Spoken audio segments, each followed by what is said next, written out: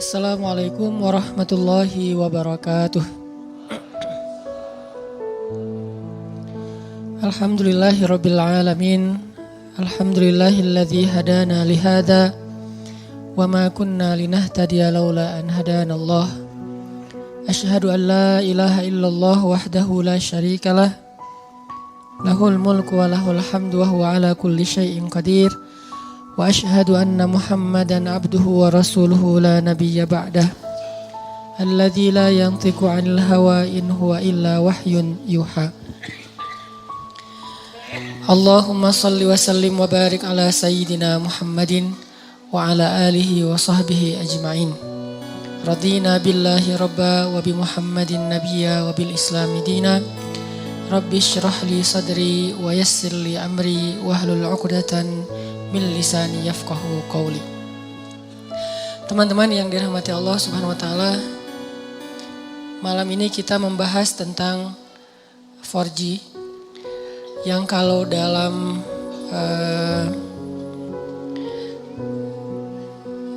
handphone kita atau smartphone kita itu salah satu akses agar kita lebih cepat dalam mendownload atau dalam menjalankan aplikasi di handphone kita. Apalagi kita yang sering buka YouTube atau punya beberapa aplikasi-aplikasi yang memang butuh daya akses internet yang tinggi, itu dijadikan sebagai analogi tentang gimana cara kita membangun hubungan dengan Allah Subhanahu wa taala supaya ketika kita berdoa itu cepat diijabah oleh Allah. Supaya ketika kita ada masalah cepat dapat pertolongan dari Allah. Supaya ketika kita dalam kesulitan Allah segera menurunkan keajaiban dan jalan keluar. Dianalogikan dengan 4G. Dalam bahasa lain tuh bisa dibilang ini adalah wasilah. Gimana cara membangun wasilah antara kita kepada Allah Subhanahu wa taala sehingga aksesnya cepat. Sehingga loadingnya cepat. Makin berat masalah kita bukan semakin lambat loadingnya, harusnya semakin cepat. Karena ketika masalah kita berat kan kita butuh pertolongan lebih segera ya. Gak bisa ditunda. Nah, gimana cara membangun wasilah atau akses itu kepada Allah Subhanahu wa taala bahkan lebih daripada 4G. Sebelum itu saya pengen nyampein beberapa contoh kisah orang yang punya 4G ke Allah, yang punya wasilah yang bagus kepada Allah Subhanahu wa taala sehingga ketika mereka butuh Allah, Allah segera menurunkan pertolongan dan keajaiban dalam hidup mereka. Salah satunya adalah cerita Ibrahim bin Adham. Kita tahu Ibrahim bin Adham ini salah satu tokoh tasawuf yang dikenal di antara para ulama bukan dengan keilmuannya, bukan dengan hafalan hadis-hadisnya, bukan dengan fikihnya, tapi dengan kedekatannya kepada Allah dan diijabahnya doa dia. Ini Ibrahim bin Adham. Secara status Ibrahim bin Adham ini emang orang miskin, bahkan bisa dibilang fakir. Tapi secara realitas kalau kita baca kisah beliau gak pernah kekurangan. Beliau gak pernah kesulitan. Miskin hartanya, hampir dibilang gak punya aset, gak punya tabungan. Tapi pengen apa aja Allah kabulkan. Mirip dengan Uwais Al-Qarani di zaman tabi'in. Emang orang miskin dari desa Qaran Yaman. Tapi Uwais Al-Qarani ini selalu dimudahin sama Allah dalam setiap urusannya. Jadi kesimpulannya dari sini kita jadi tahu yang paling kita butuhin dalam hidup itu bukan berlimpah harta. Yang paling kita butuhin dalam hidup itu bukan banyaknya aset. Walaupun itu baik dan itu sesuatu yang perlu disyukuri, bukan dihindari. Dan kalau perlu kita perjuangkan. Tapi itu bukan yang paling kita butuhin dalam hidup. Bukan banyak teman, walaupun banyak teman itu justru kebaikan. Dan seorang muslim itu emang harus bermuamalah, harus terbuka, harus banyak teman, banyak sahabat, banyak pengikut kalau perlu. Tapi bukan itu nomor satunya. Karena kalau kita punya banyak harta, tapi Allah Subhanahu wa taala tidak memberikan kita kebaikan di dalamnya, maka harta itu tidak memberi manfaat apa-apa buat kita. Malah banyak banget orang yang dengan harta yang bertambah juga masalahnya. Bertambah harta, bertambah konflik keluarga. Bertambah harta, bertambah banyak musuhnya. Bertambah harta, bertambah banyak yang ilfil sama dia. Yang lebih parah lagi, bertambah harta, bertambah jauh dia dari Allah Subhanahu wa taala. Jadi ada dua kondisi nih. Ada orang yang minta harta karena dia salah paham, dia pikir kalau banyak harta itu hidupnya jadi mudah. Tapi biasanya kalau dia nggak hati-hati dengan bertambah harta, dia bertambah jauh dari Allah karena mulai lalai. Kalau tadi ketika hartanya sedikit, dia nggak bisa lalai. Kenapa? Nggak ada fasilitas, nggak ada modal. Mau lalai gimana? Mau jalan nggak punya modal, akhirnya di rumah aja. Mau entertain diri nggak punya modal, akhirnya entertain biasa-biasa aja di rumah. Paling minum teh di belakang sambil ngelihat anak-anak main, itu entertain dia karena nggak cukup modal. Tapi buat yang udah modalnya lebih kan nggak cukup entertainnya cuma minum teh kan. Buat orang yang punya harta lebih, masa kita malam mingguan cuma minum teh? Masa kita lagi liburan cuma di dalam kota aja gak kemana-mana? Kenapa? Karena dia ngerasa bisa ngelakuin yang lebih dari itu. Sehingga dengan tambah harta, kalau gak hati-hati malah tambah jauh dari Allah. Dia mengentertain dirinya, dia mulai melakukan hal-hal yang sia-sia. Dia mulai mengeluarkan hartanya di jalan-jalan yang bukan Allah ridhoi, sampai mulai judi segala macam kan. Karena ngerasa dia punya uang dan tidak masalah kalau rugi-rugi dikit lah, orang tabungan saya masih banyak. Mulailah dia ke Singapura, ke Hong Kong, ke tempat-tempat yang walaupun bukan ke kotanya yang kita permasalahin, ke beberapa spot atau tempatnya. Ini dia minta harta banyak nih. Ternyata harta itu tidak ngasih dia kenyamanan hidup. Belum lagi nanti dengan kehidupan lifestyle-nya yang udah berubah, rumah tangganya udah gak nyaman. Saya punya teman yang pernah ngerasain yang kayak gitu beberapa orang. Dan curhat. Alhamdulillahnya udah hijrah sekarang. Dia ngerasa, kenapa ya uang saya banyak, berlimpah, bisnis saya lancar, kok saya kayak jauh gitu dari anak. Hampir saya gak pernah duduk bareng dengan anak, gak pernah dengerin mereka curhat, gak pernah nemenin anak saya main. Bahkan nganterin sekolah atau jemput sekolah aja jarang. Saya pikir dengan memfasilitasi kebutuhan anak saya berarti saya udah sayang sama dia. Udah ada mobil pribadi khusus buat istri, buat anak, ada 3 anak masing-masing 1 mobil. Dengan alasan yang masih logis, kalau 1 mobil bertiga gak efektif karena sekolahnya jauh-jauh takut telat. Belum lagi nanti pulang sekolahnya beda waktu, kan gak nyaman. Akhirnya dikasihlah 3 mobil dan itu logis sebetulnya. Dengan 3 driver, bayar sekolah yang paling mahal. Kemudian di rumah masing-masing kamar tuh ada entertainnya dengan layar besar, layar datar, gede dan segala macam, ada game segala macam. Pokoknya kehidupannya tuh udah sangat terfasilitasi, tapi kok gak happy. Mungkin mereka gak ngeluh masalah kurang makan, gak ngeluh masalah kurang biaya, tapi mengeluh kurang sentuhan dari orang tua. Dia ngerasain itu. Karena semakin dia sukses, jaringan dia semakin luas, terus kerjaan dia semakin banyak, deadline-nya makin banyak yang mengepres dia, bikin dia benar-benar dalam keadaan stres tinggi. Belum lagi nanti tuntutan entertainnya lebih besar karena teman-temannya berharap ke dia. Kayak misalnya kita ada duit, pasti teman kita pengen ditraktirin. Kalau kita gak punya duit, gak ada yang ngajak kita karena gak bakal ditraktirin. Jadi diem aja di rumah kan ya. Kalau misal dianggap kita sukses, kapan nih makan-makan, kan suka gitu tuh.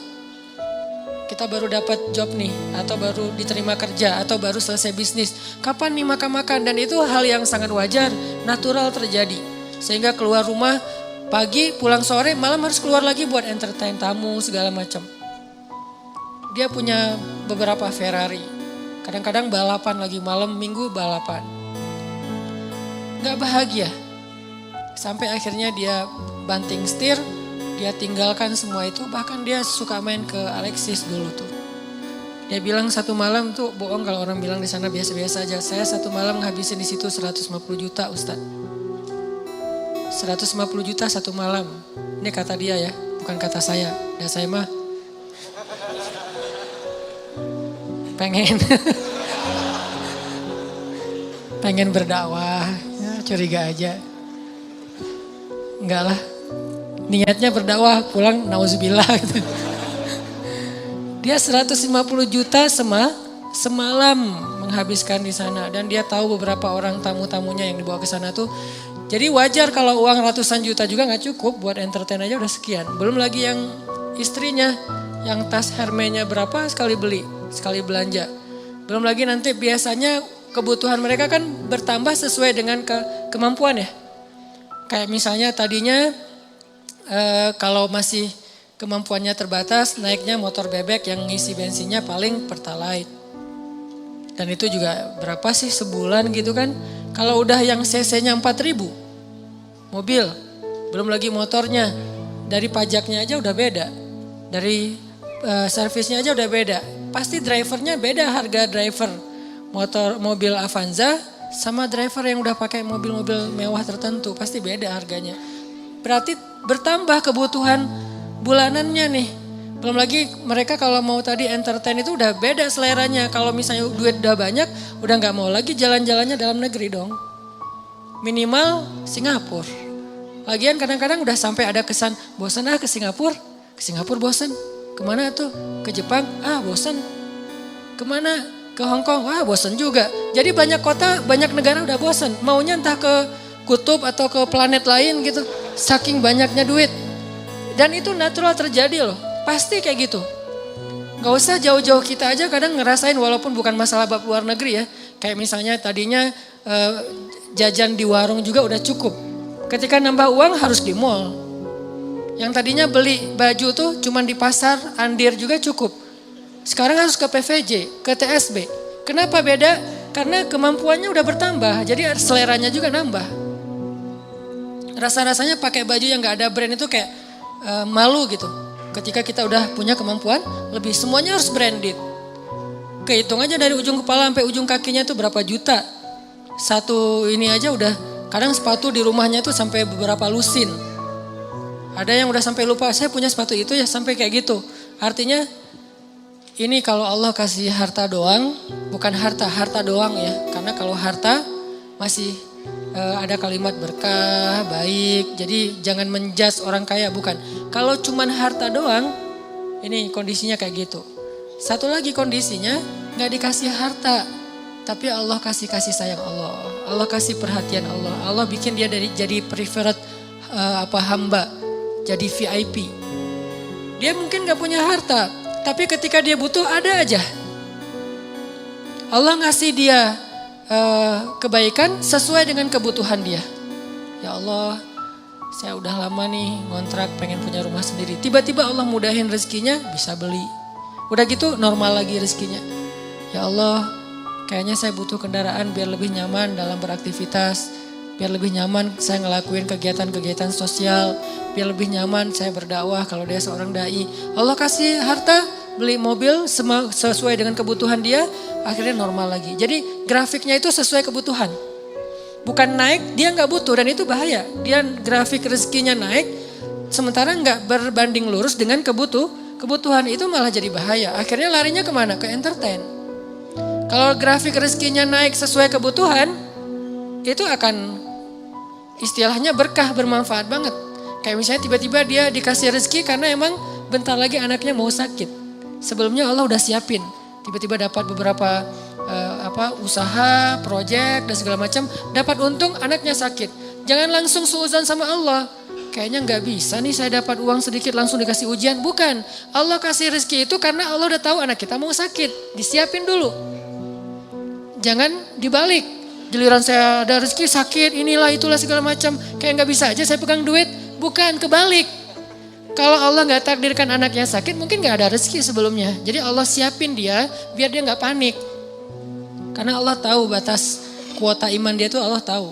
Ada orang yang imannya dikasih ujian dulu baru dikasih pertolongan. Ada yang Allah imannya dikasih pertolongan dulu baru dikasih ujian. Kan beda-beda nih. Nah kita gak tahu, kadang kita ngerasain disiapin dulu sama Allah baru dikasih ujian. Kadang-kadang juga dikasih ujian dulu baru dikasih pertolongan. Kadang-kadang gak dikasih ujian aja ngeluh. Nah ini lebih parah lagi nih. Nah Kadang kondisinya kayak tadi, kita disiapin dulu sama Allah, dimudahin dulu urusan-urusan kita, dilancarkan dulu rezeki kita, baru dikasih ujian. Kenapa kok tetap dikasih ujian? Karena Allah pengen ngelihat kita masih believe gak sama Allah, masih keep the faith gak, masih berdoa gak kepada Allah walaupun rezeki kita udah cukup nih untuk ngatasin masalah kita. Akhirnya kita pakai rezeki itu. Dan Allah pengen nguji juga, kira-kira kita berat gak nih dengan ujian itu ketika Allah sudah memberi kita rezeki. Dapat uang misalnya baru kemarin ada project gitu dapat 100 juta. Udah gitu terjadi musibah, anak sakit, habis setengahnya 50 juta. Kita ngeluh. Aduh, kalau saya gak ada masalah pasti saya masih utuh nih 100 juta. Enggak, justru Allah Subhanahu Wa Taala ngasih kita bonus 50 juta. Gara-gara Allah pengen ngasih kita ujian. Kalau gak ada ujian mungkin 50 juta, 100 juta sama sekali gak ada, nol. Hanya kebutuhan harian kita doang. Kenapa gak berbaik sangka kayak gitu kepada Allah? Sama kayak tadi, misalnya saya pernah mobil saya keserempet. Orangnya zalim, marah duluan, dia curi start. Sebelum saya marah, dia marah duluan. Kebiasaan. Kalau kita kan sebelum orang marah, kita minta maaf duluan ya. Kita baik-baikan duluan, kita ketawa duluan biar nyaman nih ngomong-ngomong komunikasinya. Dia enggak, dia marah duluan. Akhirnya karena dia marah duluan, dia kayak punya bergening gitu. Akhirnya saya terpaksa bayar 1,5 juta. Gak lama seminggu kemudian saya dapat 15 juta dari sebuah usaha. Waktu itu saya masih punya beberapa usaha. 15 juta. Kadang you was wish, datang setan gak bisikin. Kalau kemarin gak ada masalah udah utuh nih 16 juta setengah kan. Ini gara-gara kemarin ada masalah jadi pas 15 juta gak ada tambahan. Enggak, kalau kemarin saya gak keluarin duit 1,5 juta, maka gak ada 15 juta. 15 juta itu reward Allah buat keikhlasan, kesabaran saya. Bukankah Allah mengganti kerugian hambanya dengan yang lebih baik? Jadi logika ke Allahnya kayak gitu. Sehingga ada hamba yang kalau kita lihat dia gak punya aset yang berlebih. Ada sih cuman gak banyak-banyak amat. Gak punya tabungan yang kayak gimana gitu, biasa aja tabungannya. Masih normal banget. Bahkan sedikit riskan. Ini gimana kalau anaknya sakit gak ada duit? Kan ada Allah. Ini bukan kata-kata pasrah ya. Ini kata-kata tawakal. Beda pasrah sama tawakal. Pasrah gak berikhtiar. Tawakal tetap ikhtiar, tapi ikhtiar itu tangan. Hatinya bergantung kepada Allah. Jangan sampai hati bergantung ke tangan. Jadi kalau tangan gak megang duit, hati resah.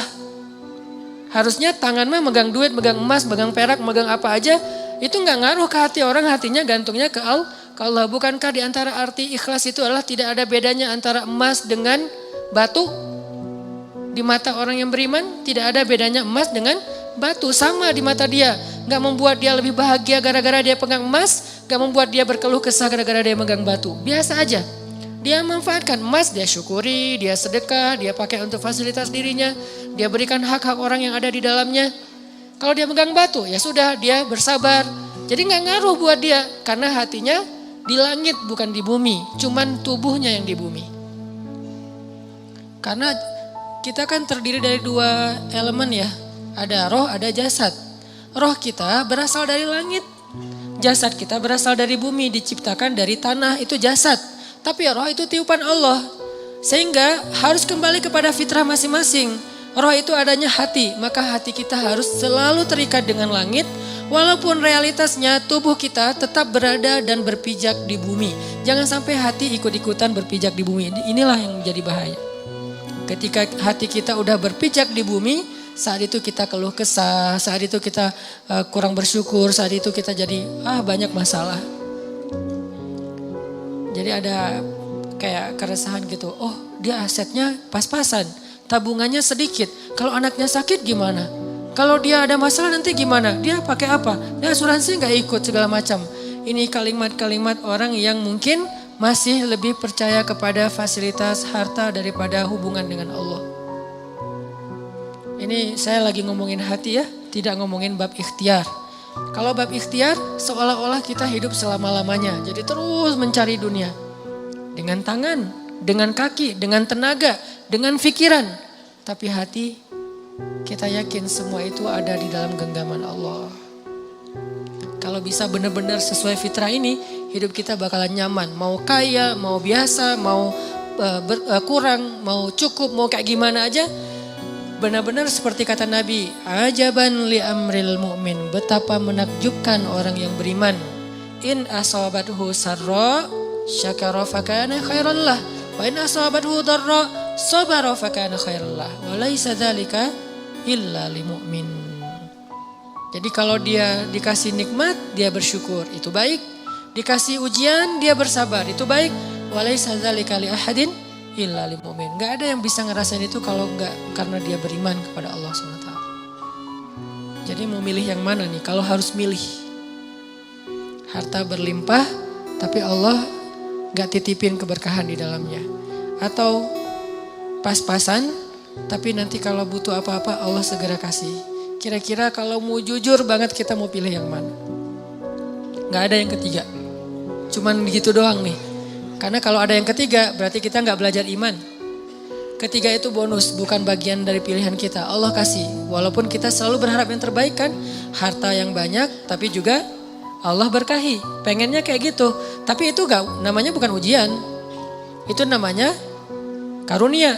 Dan dalam karunia itu kita gak perlu bisa menunjukkan bahwa kita orang yang sabar. Gimana belajar sabar sementara hidup kita nyaman? Gimana kita mau disebut orang yang sabar? Gak ada masalah. Gimana kita mau disebut pemaaf, gak ada yang buat salah kepada kita. Gimana kita mau disebut tawakal, gak ada resiko dalam hidup kita. Terus gimana? Kalau mau disebut orang yang bertawakal, harus ada resiko dalam hidup kita. Kayak kecil-kecilan lah, belajar saya misalnya beli motor. Pak, ini mau pakai asuransi? Enggak lah. Tapi asuransinya asuransi syariat Pak. Apa hukum asuransi syariat? Jawaban fikihnya, boleh. Kenapa enggak pakai? Saya lagi belajar tawakal. Tapi kan ikhtiar Ustaz, ikhtiarnya saya pakai gembok. Ikhtiarnya saya simpan yang aman. Tapi, dan saya nggak nyalahin orang yang pakai asuransi syariah, tapi dengan kata-kata syariah ya. Kalau asuransinya syariah menurut saya boleh. Karena ada kata syariah dan sudah ada tim ahlinya di situ secara fikih boleh segala macam. Tapi saya nggak jadi belajar tawakal menurut saya. Jadi nggak bergantung ke Allah. Jadi pas keluar jalan tuh, mobil saya kalau keserempet juga tinggal klaim. Doanya kadang-kadang lupa, sering lupa malah. Tapi kalau nggak ada asuransi, mobil baru nih, nggak ada asuransi. Bismillahirrahmanirrahim. Ala la haula wala quwata illa billah. Subhanallazi sakharana. Ini untuk saya ya. Ini bukan fatwa. Ini lebih ke semangat saya pribadi. Dan itu berasa banget. Dan ternyata benar, doa itu ajaib banget. Udah baca doa masih kecelakaan, kan diganti nanti seminggu kemudian. Kenapa kita harus suudzon sama Allah? Gak ada ruang buat suudzon kepada Allah. Gak ada ruang. Kalau kita mukmin, gak ada sia-sia kita baca doa. Udah baca doa masih kecelakaan. Enggak, tetap aja ada alasan-alasan hikmah yang bikin kita tetap ridho dengan ketentuan Allah. Dan tetap melanjutkan kebaikan itu. Enggak jadi pundung, saya gak mau doa lagi ternyata gak ngaruh, mending saya pakai asuransi aja. Enggak, kalau mau pakai asuransi silakan, tapi doa jangan berkurang. Kalau gara-gara asuransi doa berkurang, tinggalkan asuransi. Tapi kalau dengan asuransi doa tidak berkurang, lanjutkan. Cuman kalau saya pribadi sampai saat ini belum dapat hidayah. Belum. Rumah, kendaraan, sekolah, kesehatan. Ya nanti kalau saya butuh, ya Allah saya lagi butuh nih, Allah kasih. Dan itu sering banget dibuktikan oleh Allah SWT. Sehingga saya kayak sering senyum ke langit. Masya Allah ya benar ya, Allah tuh kalau prasangka kita baik itu Allah juga baik ke kita. Jadi kayak tenang aja, butuh apa ya sekarang, ya udah ya Allah pengen kayak gini, Allah kasih. Dan ajaib banget caranya. Kenapa? Karena kita juga pengen caper-caperan ke Allah cara-cara iman yang ajaib. Begitu kita tunjukin, kita display, kita ngeposting iman-iman kita yang ajaib lewat kata-kata yang captionnya yang keren-keren. Hasbunallah wa ni'mal wakil, la haula wala quwata illa billah. Apalagi nanti postingan-postingannya, activity kita emang benar-benar ajaib, ngambil resiko di jalan Allah. Wah, Allah bukan cuma nge-like, nge-repost ke teman-teman, ke makhluk-makhluknya gitu. Lihat nih hambaku. Sehingga Allah nolongin kita sambil ngepamerin kepada makhluknya biar mereka tahu betapa Allah itu maha pengasih lagi maha penyayang. Ini cara bangun akses ke Allah biar 4G. Bukan berarti saya udah 4G, ini lebih ke kayak sharing pengalaman kecil saya yang teman-teman pasti punya yang lebih dari itu. Dan saling watawasobil, hak di sini watawasobis sob. Saling sharing biar kita makin yakin dan makin sabar. Jadi ternyata 4G kita itu dalam hidup bukan fasilitas hidup. 4G kita itu bukan kekuatan fisik. 4G kita itu bukan networking. 4G kita itu adalah hati. Jadi kalau ibarat hidup kita itu adalah perangkat smartphone, maka 4G-nya adalah iman hati. Makin kuat iman berarti makin 4G. Makin lemah iman berarti tidak 4G. Makin lemah lagi bahkan sinyalnya putus-putus. Dan di sini kita bisa tahu, makin kuat iman kita, makin mudah kita berkomunikasi dengan Allah Subhanahu wa taala. Kadang-kadang enggak pakai kata-kata, cuman sinyal dari hati doang sampai ke langit, langsung Allah turunkan solusi. Kenapa? Karena 4G iman. Jadi 4G dalam bahasa kita di sini adalah 4G iman, akses iman kita, hati kita kepada Allah Subhanahu wa taala. Selanjutnya sekarang kita pause sebentar dengan azan Isya, tapi nanti sholatnya kita akhirkan biar leluasa buat teman-teman yang ada di luar masjid. Silakan.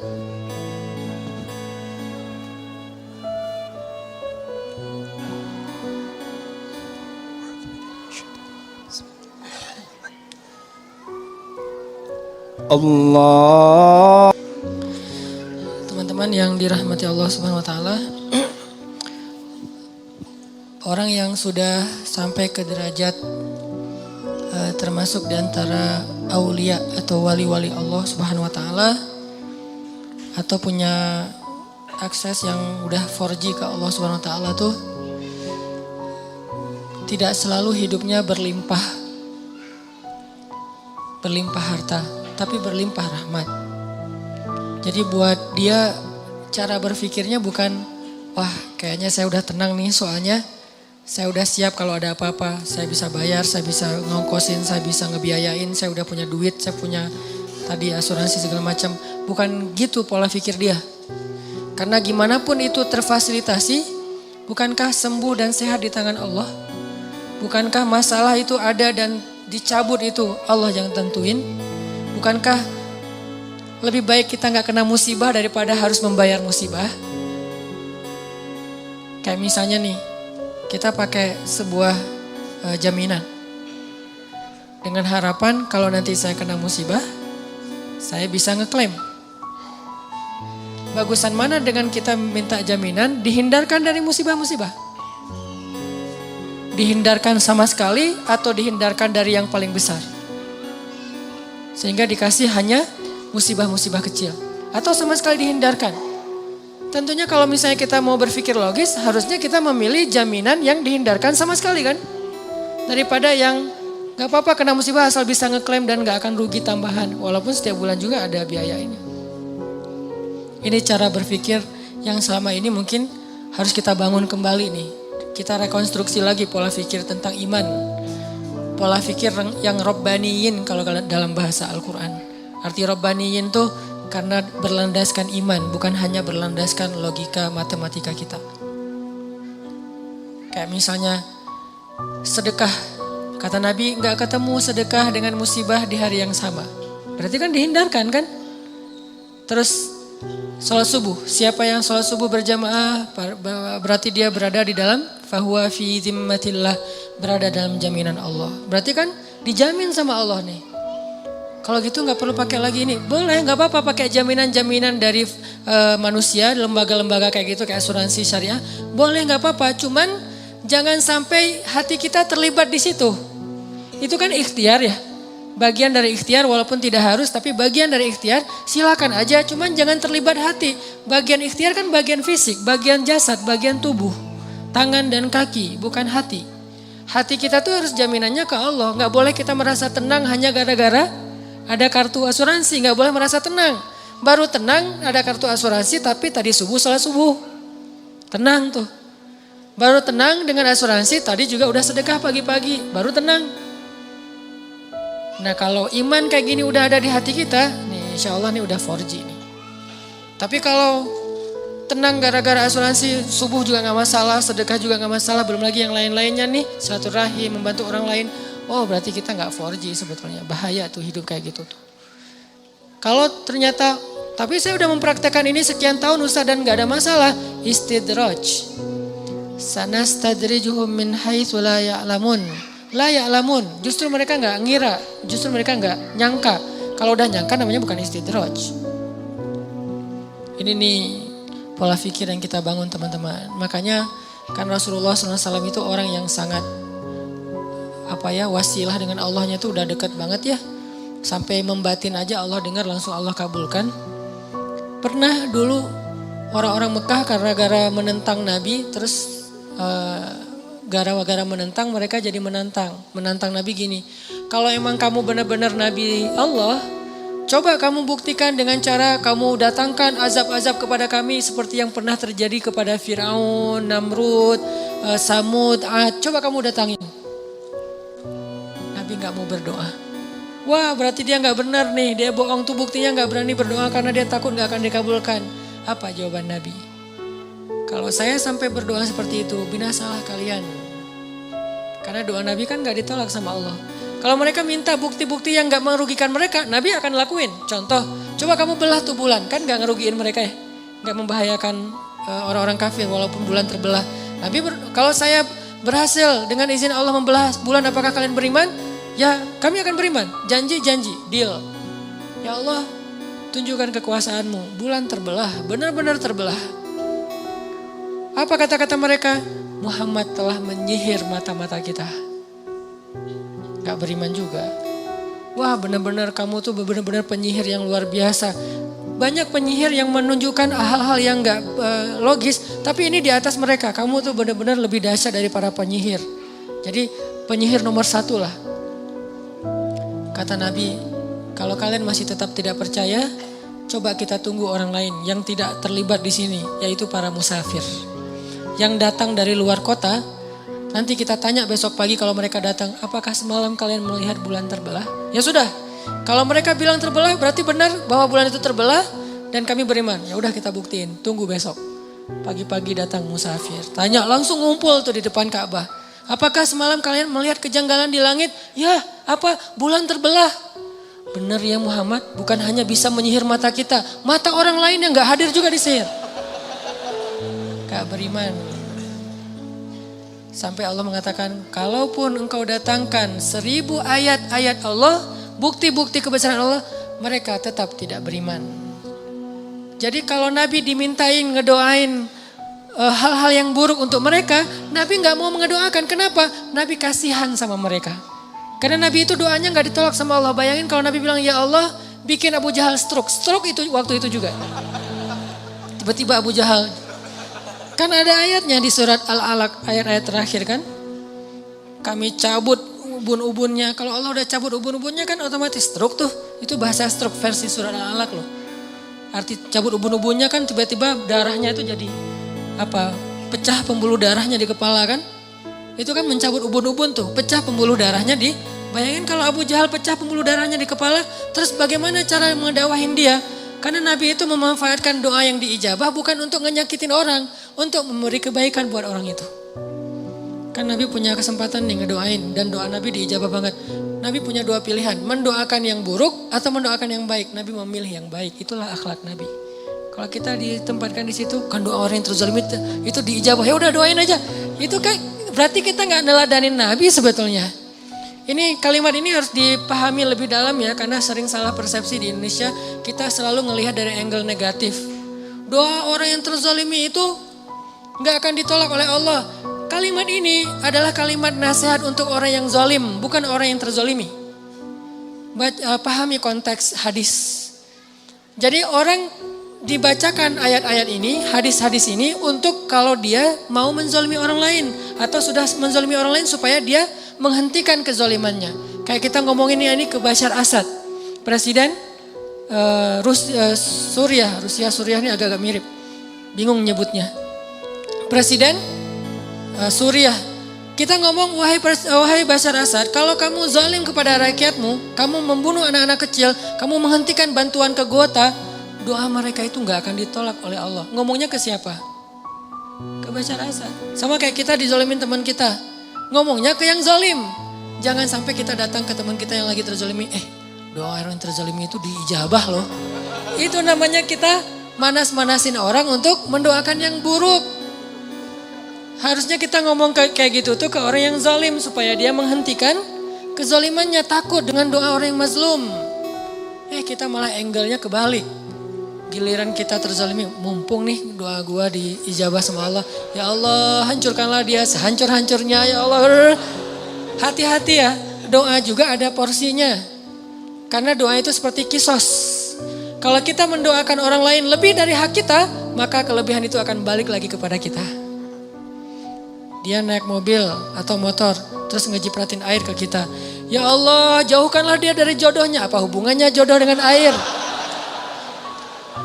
Harusnya hak kita cuman ya Allah mudah-mudahan nanti ada orang yang jipratin air ke dia. Cuma sebatas itu kan?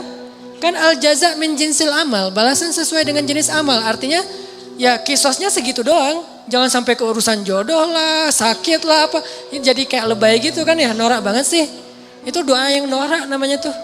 Dan kelebihan dari porsi itu akan balik lagi kepada yang ngedoain kan bahaya. Nanti kita malah nggak nikah-nikah gara-gara pernah terzolimi. Udah terzolimi nggak nikah pula kan rugi. Jadi itu bukan hadis buat orang yang terzolimi teman-teman. Itu hadis untuk orang yang ngezolimin. Sama kayak Nabi kalau misalnya baca hadis tentang istausu bin nisa'i khairan. Perlakukanlah perempuan itu secara baik. Itu bukan hadis untuk cewek. Itu hadis buat cowok. Jadi yang ngucapin hadis itu harus melihat dulu siapa di depannya. Kalau di depannya seorang ibu, seorang istri, dia ngomong kayak gitu berarti dia sedang meracokin rumah tangga orang. Karena si istri ini nanti akan nuntut suaminya seperti di dalam hadis. Itu hadis diucapin kepada suami. Jangan didengar oleh istri. Kenapa? Nanti dia akan memikirkan haknya bukan mikirin kewajiban. Tapi kalau hadis tentang seandainya saya boleh menyuruh manusia sujud kepada manusia, saya suruh istri sujud kepada suami. Yang ngomongin itu adalah istri. Jadi ada materi ibu-ibu, ada materi bapak-bapak. Jangan sampai seorang ustadz ceramah tentang sujudnya perempuan kepada suaminya di depan suami. Itu bikin suami makin kegeeran. Wah sayang istri saya gak datang nih. Padahal bagus banget nih materi malam ini gitu kan ya. Akhirnya minta ke panitia ada gak rekaman yang semalam. Untuk apa pak? Mau saya share ke istri saya. Ini yang terjadi. Dan ustaznya juga salah ngomong di depan bapak-bapak. Gimana kalau campur dua-duanya? Berarti yang seimbang infonya. Jangan berat sebelah. Ini namanya adil kan? Karena dengan adil itu lebih dekat kepada ketakwaan. Jadi intinya Nabi itu doanya diijabah. Tapi beliau gak memanfaatkan buat ngehancurin musuh-musuhnya. Kecuali memang sudah masanya kayak Nabi Nuh. Doa beliau kan diijabah. Dalam waktu yang 950 tahun doa beliau hanya untuk kebaikan kaumnya aja. Ya Allah beri mereka petunjuk ini. Tapi Allah yang menentukan. Setelah 950 tahun baru Nabi Nuh berdoa ya Allah hancurkanlah orang-orang kafir itu sehancur-hancurnya. Jangan biarkan mereka punya keturunan karena keturunan mereka akan merusak di muka bumi. Kapan Nabi Nuh doa itu? Setelah 950 tahun berdoa. Wajar gak sih ngedoain kayak gitu? Ditentang, dihina, dicela, dibully. 950 tahun dibully loh di grup. Kita baru berapa lama dibully di grup geng kita?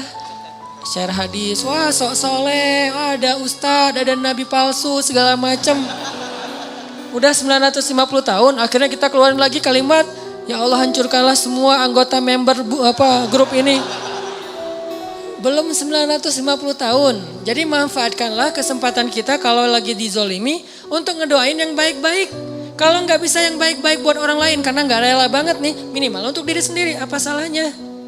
Kan itu kesempatan banget kan buat kita berdoa dan Allah ijabah. Kalau nggak bisa ngedoain ya Allah beri dia petunjuk, kayak rasanya agak-agak kayak nggak rela gitu kan. Udah jahatin saya didoain yang baik lagi, nggak semua orang mampu, realistis aja lah. Kalau nggak bisa gitu minimal buat diri sendiri ya Allah tambahkanlah kesabaran saya. Loh kok minta disabarkan? Berarti makin mau aja disakitin. Bukankah sabar itu kebaikan bahkan lebih dari setengah iman? Hampir bisa dibilang seluruh iman kita itu adalah intinya sabar. Sehingga yang dibilang orang mukmin adalah orang yang sabar. Orang yang sabar berarti dia mukmin. Berarti kita minta kebaikan, ya Allah kuatkanlah kesabaran saya. Kayak misalnya kita lagi baper sama pasangan kita, jangan ngedoain yang buruk buat dia. Kalau nggak sanggup ngedoain yang baik buat dia, minimal yang baik buat kita. Ya Allah kuatkan kesabaran saya, ya Allah jadikan saya lebih baik, ya Allah jadikan saya lebih dicintai oleh dia. Yang baik-baik aja minta. Nah, ini orang yang mencontohi teladan Rasulullah SAW. Jadi selama ini banyak angle tentang sirah Nabi yang kayaknya perlu kita lihat dari angle yang lain. Terlalu mainstream kalau hanya melihat angle-angle yang biasa kita dengar selama ini. Bukan salah, cuman kayaknya masih kurang utuh. Saya gak suka menyalahkan orang lain, tapi masih kurang utuh. Ternyata ada angle yang lebih efektif daripada angle. Salah satu contohnya yang tadi aja. Ini Nabi Muhammad SAW kayak pas beliau pulang dari Taif kan disakitin kan. Terus malaikat minta Nabi berdoa aja kepada Allah. Karena malaikat tuh gak bisa ngelakuin sesuatu tanpa izin Allah. Allah bilang ke malaikat, lakukan apapun yang diminta oleh Muhammad. Kalau minta di balik tuh gunung, ditimpakan kepada orang-orang Taif, malaikat lakuin, apa aja pokoknya. Kesempatan itu malah Nabi doain, ya Allah maafkanlah mereka, sesungguhnya mereka tidak mengerti. Minta maaf untuk mereka. Dan aku berharap anak cucu mereka kelak yang akan menerima agama ini. Ini doa yang baik, padahal beliau lagi dizalimi, masih mengalir darah di pelipis beliau. Masih kotor baju beliau, masih orang ketawa tentang beliau. Anak-anak kecil ngelemparin beliau, perempuan-perempuan ngejar beliau. Diperlakukan kayak orang gila di tengah kampung, dikejar-kejar, keluar masuk kebun korma. Gimana rasanya seorang nabi yang sahabat tuh habis-habisan menghormati, memuliakan beliau, tiba-tiba dikejar oleh anak kecil dan perempuan. Budak-budak aja ngajarin Nabi. Ngejar semuanya. Beliau lari-lari kayak orang gila yang dikejar-kejar rame-rame. Tapi doa beliau, ya Allah maafkan mereka. Mereka gak ngerti. Semoga anak cucu mereka yang menerima Islam. Akhirnya anak cucu mereka kelak menjadi pembela Nabi. Kalau mau meneladani Nabi, harusnya yang angle-angle kayak gini nih kita ambil juga nih. Walaupun selalu ada kondisi-kondisi yang pengecualian ya. Ini tidak bisa digeneralisir dalam semua kasus yang terjadi di dunia atau di bangsa kita. Kalau kayak apa yang terjadi di Suriah, saya kira itu pengecualian. Kenapa pengecualian? Karena juga terjadi di zaman Nabi. Saya bukan ngomong dengan emosi pribadi, berlandaskan sirah. Ada sekelompok sahabat hafiz Al-Quran, diundang ke sebuah negeri dengan alasan disuruh ngajarin Al-Quran kepada kaumnya. Ternyata itu cuman jebakan. Ketika sekelompok sahabat ini keluar, hafiz semua, di tengah jalan mereka dicegat, dibunuh semuanya, gak ada yang selamat. Digorok satu persatu. Dan itulah asal muasal kenapa Nabi membaca kunut nazilah. Dan salah satu isi kunut nazilah, ya Allah hancurkanlah kaum itu sehancur-hancurnya. Kenapa? Karena mereka pengkhianat, karena mereka zalim, karena mereka sudah membunuh para hafiz Al-Quran. Dan ini bukan hal yang bisa dimaafkan. Beda kalau mereka melakukan kesalahan itu karena mereka tidak paham.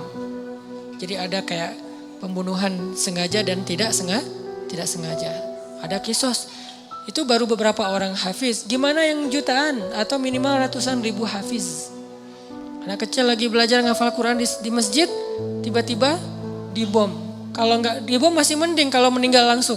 Ada yang tertimbun dengan neruntuhan, putus tangannya, putus kakinya, retak kepalanya. Itu udah biasa kejadian sehari-hari itu di Suriah. Yang lebih berat lagi bukan cuma dibom dan luka-luka, pakai senjata kimia yang sesak nafas luar biasa kayak kita nyemprot kecoa kan ya, sampai kejang-kejang lalu mati dalam keadaan sedang kejang-kejang. Kebayang nggak sih untuk kita? Kita mungkin ngomong maafin dong, kita nggak ngerasain sih. Coba kalau kita ngerasain, nggak usah jauh-jauh seperti kasus Suriah, kasus ke teman aja kita susah maafin. Coba introspeksi diri deh. Kalau kita ngomongin tentang Suriah, harusnya kaum muslimin tuh maafin presidennya segala macam. Pernah nggak ngerasain dizalimin sedahsyat itu? Coba bandingkan dengan kasus kita dengan teman yang cuma baru digibah sedikit udah nggak mau maafin. Udah langsung sholat tahajud, ujuk-ujuk tahajud. Biasanya nggak pernah tahajud. Kenapa? Pengen ngedoain yang buruk buat temannya. Padahal baru cuma sekedar gibah. Realistis dong kalau berpikir, yang fair. Saya tuh paling gak suka berpikir yang gak adil. Kalau kita memperlakukan orang lain pengennya kayak gitu, harusnya kita juga jadi kayak gitu dong. Baru kita ngomong.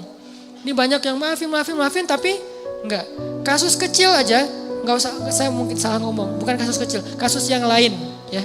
Bukan kasus kecil. Kasus yang lain, misalnya masalah anjing dijadikan sebagai makanan buaya. Demo kan? Saya respect dengan demonya. Tapi pertanyaan saya, di mana ketika Suriah? Demo enggak? Apakah mereka juga protes? Nggak usah demo, mungkin protes lewat sosmed. Sama seperti apa? Kalau kita mau porsinya sama, mungkin masih sama dengan anjing nih. Kalau porsinya sama harusnya lebih kan? Dan baru berapa ekor anjing yang digituin? Mungkin di Solo ada orang bikin kayak warung yang makanannya anjing. Terus kayak beberapa kasus yang kucing yang digantung tuh gara-gara makan ikan di rumahnya terus digantung, dipukul-pukulin, protes semuanya. benar harus protes. Karena hewan itu tidak berdosa, kenapa digituin? Nabi aja mengatakan masuk neraka gara-gara membiarkan kucing mati kelaparan kan? Tapi kan bukan hanya hadis kucing, di dalam hadis-hadis Nabi ada 300.000 hadis. Kalau kucing aja masuk neraka gimana manusia coba? Kan itu analogi sederhananya. Kalau kucing aja dosanya besar banget, anjing aja ngasih minum bisa masuk surga, gimana ngasih minum orang yang terzalimi di Gota, di Aleppo, di Suriah, Palestina, Rohingya? Gimana rasanya? Gimana pahalanya coba? Jadi ini baru fair. Saya nggak memprotes sama sekali tentang demo anjing, demo kucing segala macam. Itu keren. Tapi jangan gitu-gitu doang. Harus yang fair. Kalau ini aja demo, yang itu lebih dong. Kalau ini aja pakai hashtag, yang itu juga harusnya hashtagnya sampai di scroll hashtag semua tuh isinya. Aleppo hashtag, Gota hashtag, Al-Quds hashtag, Gaza hashtag, Rohingya hashtag, Somalia hashtag, Yaman hashtag, Irak hashtag. Termasuk juga nanti ada Paris, New York, di mana-mana. Kita samalah memperlakukan manusia. Ini bukan masalah agama, ini masalah kemanusiaan. Fair. Tapi yang terjadi kayaknya kurang fair. Gak tahu ada masalah apa di dalam hati kita. Fi qulubihim marad. Semoga Allah menyembuhkan penyakit hati kita. Kenapa kalau udah mengatakan asyhadu an la ilaha illallah wa asyhadu anna Muhammadar Rasulullah perlakuannya jadi beda? Padahal kita gak pernah nyinggung agama. Tapi kenapa gara-gara mentang-mentang muslim jadi beda perlakuannya? Terus siapa yang mempertimbangkan urusan agama di sini sebetulnya? Kita selalu bilang kemanusiaan. Mereka gak mau membantu hanya gara-gara asyhadu an la ilaha illallah. Terus yang ngomongin agama siapa? Kita atau mereka? Dan kita mah gak membedakan. Yang ngomongin asyhadu an la ilaha illallah kita bantu. Yang gak ngomongin asyhadu an la ilaha illallah asal terzolimi kita juga ikut simpatik dan membantu. Semampu kita. Kalau gak membantu pun minimal kita menyatakan sikap kasihan dengan ikut prihatin dengan kondisi di Amerika beberapa saat yang lalu atau bahkan di Israel ketika ada badai.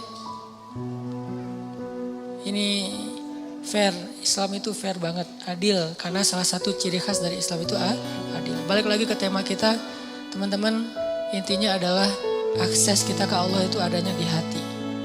Ibrahim Adham tadi lagi musafir sama muridnya. Terus gak makan seharian, lapar. Mungkin udah 2 hari gak makan, lapar banget pokoknya. Dan buat orang seperti Ibrahim bin Adham, lapar itu bukan Allah gak baik sama beliau. Karena kebaikan dalam persepsi mereka udah bukan dunia lagi.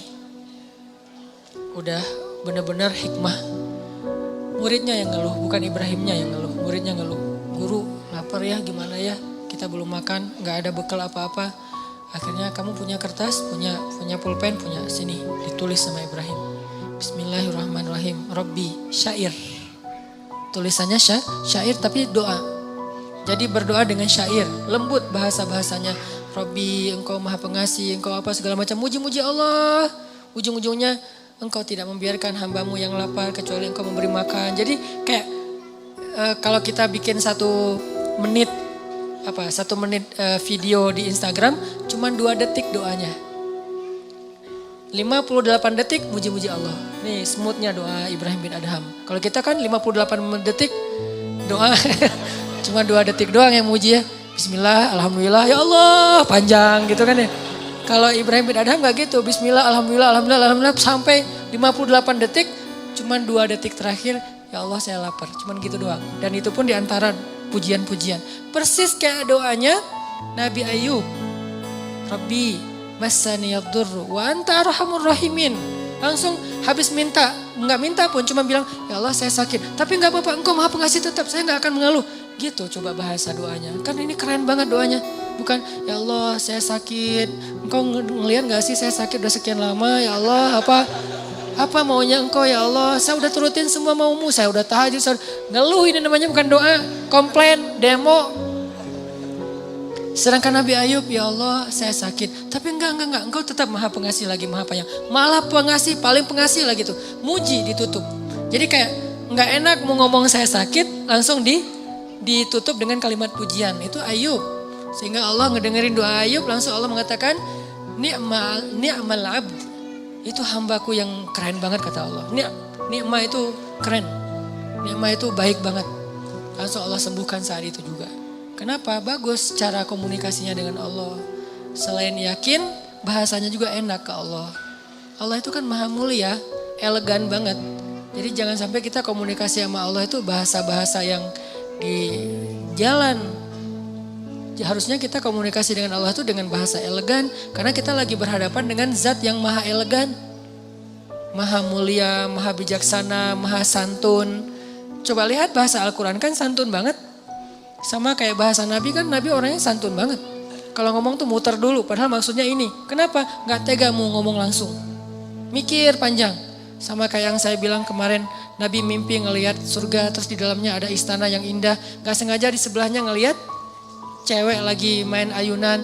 Nabi gak bilang itu istri siapa, gak bagus nanya istri orang. Tapi Nabi nanya itu rumah siapa, otomatis itu istri yang pemilik rumah. Kan keren bahasanya. Itu rumah siapa Jibril? Rumahnya Umar. Astagfirullah, langsung balik arah. Gak sengaja ngelihat istrinya Umar. Ngomong ke Umar, aku lihat rumah kamu di surga. Oh gitu ya Rasulullah, terus gimana? Ya udah gitu aja kata Nabi. Gak mau dijelasin, khawatir Umar jadi cemburu. Nabi kok ngelihat istri saya sih kan jadi gitu ya, gak enak ya. Diam aja Nabi, ya Rasulullah jelasin gimana suasana rumah saya, pekarangan kayak gimana gitu. Terus kata Nabi, enggak usah lah Umar udah cukup segitu aja, berbahagialah. Ya Rasulullah ngejar terus akhirnya, maaf ya gak sengaja istri kamu lagi ayun-ayunan saya ngelihat. Tapi gak sengaja loh Umar. Ya Rasulullah, Umar tersenyum. Bagaimana mungkin saya cemburu kepada engkau ya Rasul. Baru Nabi lega gitu. Kan lembut banget cara Nabi bertutur. Allah aja nyuruh Nabi Musa dan Harun ngomong ke Firaun itu, wa qula lahu qaulan layyinan. Ucapkanlah untuk Firaun itu kalimat yang lembut wahai Musa dan Harun. Karena Allah tahu banget lah hamba yang satu ini, Musa ini kalau ngomong, wah orasi Musa teh. Beda dengan Harun diplomasi kan. Kalau Musa itu orasi, orator banget. Wahai Firaun, harusnya gitu. Tapi enggak, wahai Firaun. Gara-gara apa? Baca deh secara emosi ayat di surat Toha dan Al-Qasas. Makanya saya suka tafsir fi Zilalil Quran. Nanti teman-teman bisa cari di toko buku. Tafsirnya Syekh Said Qutb yang ditulis dalam penjara tuh. Karena itu tafsir yang paling emosional. Dia kayak ngelibatin emosi hamba yang beriman dalam memahami sejarah adegan-adegan kayak gitu. Sehingga kita kebayang gitu kejadiannya. Kalau nggak ada emosinya kan kayak flat ya, kayak kita baca adegan biasa aja. Ternyata kalau kita baca dari angle emosional kita terlibat dalam ayat Al-Quran, itu benar-benar Nabi Musa itu berbicara lembut dengan Firaun. Firaun ngomong, Nabi Musa diam, nggak dibantah sama Nabi Musa. Nanti pas Firaun udah selesai ngomong, baru Nabi Musa ngomong. Nggak ada bantah-bantahan, potong pembicaraan, apa segala macam, pura-pura teleponnya, disconnect, akhirnya diputus. Maaf ya tadi keputus, padahal emang sengaja diputus. Nggak ada Nabi Musa kayak gitu. Didengerin, udah selesai ngomong, dijelasin lagi. Dan jujur, siapa yang ngomong gini wahai Musa? Allah, kata Musa. Kamu tahu ini enggak? Enggak tahu, Allah yang tahu. Saya tanya dulu ke Allah, jujur enggak sok tahu. Ini bahasa-bahasa yang lembut. Kita ke Allah juga gitu. Nabi Zakaria. Zikru rahmati rabbika abadahu Zakaria. إذ نادى ربه نداء خفيا, suara yang lirih. Ngomong sama Allah itu lembut. Qala rabbi inni wahana al-'azmu minni washta'ala ar-ra'su shayba wa lam akun bidu'aika rabbi shaqiyya. Di ayat yang lain, Rabbi habli min ladunka dzurriyyatan thayyibah innaka sami'ud du'a. Apa rahasia dari kalimat ini? Nabi Zakaria itu udah berdoa puluhan tahun loh. Tapi selalu mengatakan engkau maha mendengar doa. Bukan, engkau dengar gak sih ya Allah? Bukan. Udah puluhan tahun minta anak masih ngomong sesungguhnya engkau maha mendengar doa. Pujian. Nggak ngeluh sama sekali. Kan bagus banget bahasanya. Harusnya awal-awal engkau maha mendengar doa ya Allah. Engkau dengar kan ya Allah. Dengar gak sih? Nah kan berubah nih. Awalnya yakin, mulai ragu, akhirnya ingkar. Ini kita. Kalau Nabi Zakaria makin lama berdoa makin innaka sami'ud du'a. Engkau maha mendengar doa, engkau maha mendengar doa. Terus aja gitu. Belum dikabulkan sehari, sebulan, setahun. Innaka sami'ud du'a. 2 tahun, innaka sami'ud du'a. 10 tahun.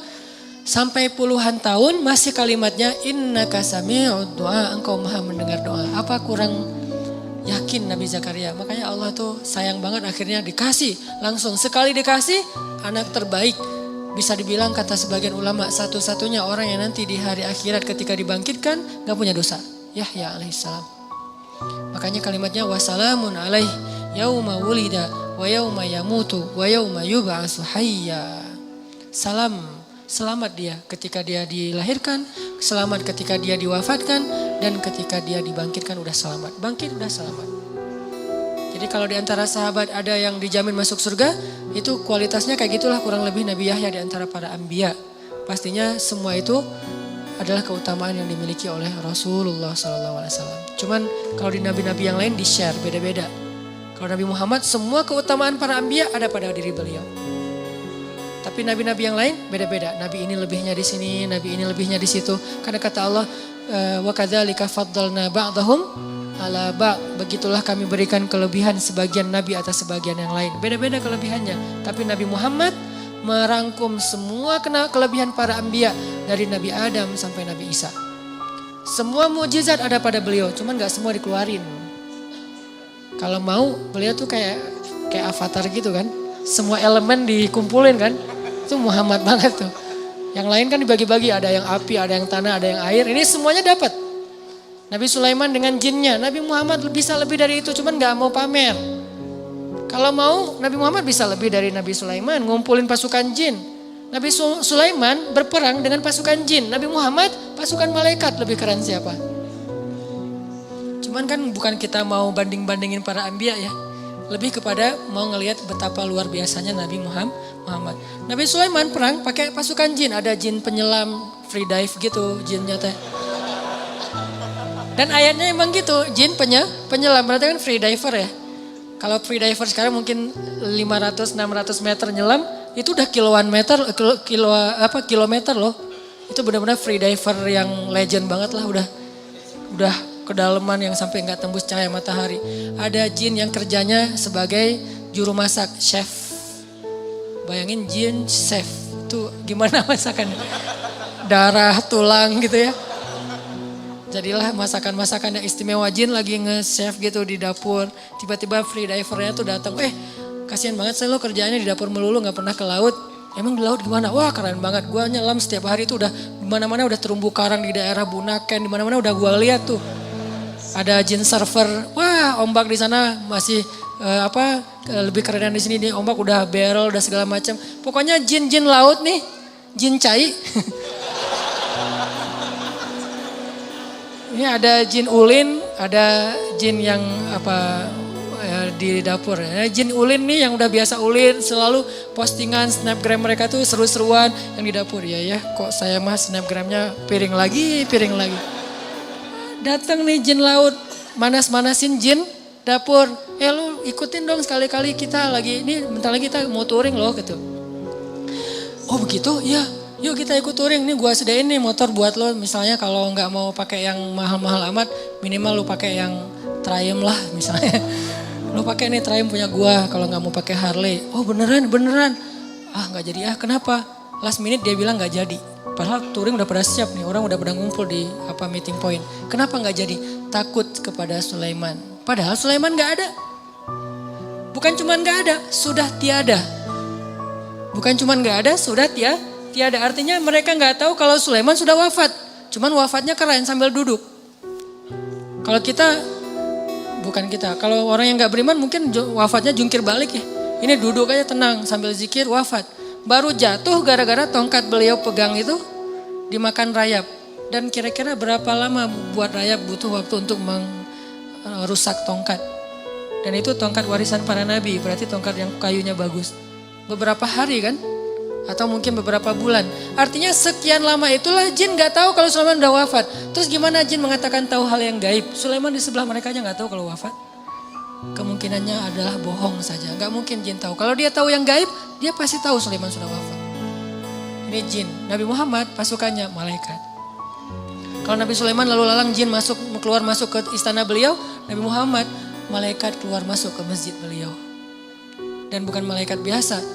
Dzu mirratin, malaikat yang paling wibawa, paling karismatik, Malaikat paling diseganin di langit. Kalau dia lewat semua malaikat pada diem. Ada yang lewat. Siapa? Jibril. Kalau Jibril udah lewat diam semuanya. Kenapa? Wibawanya Jibril. Kalau Jibril ngomong malaikat pada nunduk semuanya. Wibawanya Jibril. Malaikat sekerat ini teman mainnya Rasulullah SAW. Soulmate-an berdua.